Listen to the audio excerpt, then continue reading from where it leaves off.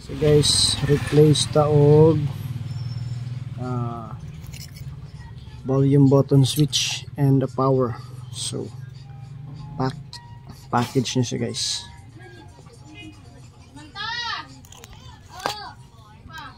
So ingani na siya tanan guys.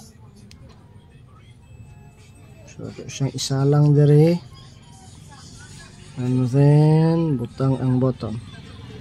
So kailangan dili kurog ang kamot para di maguba ang button. So ingana siya.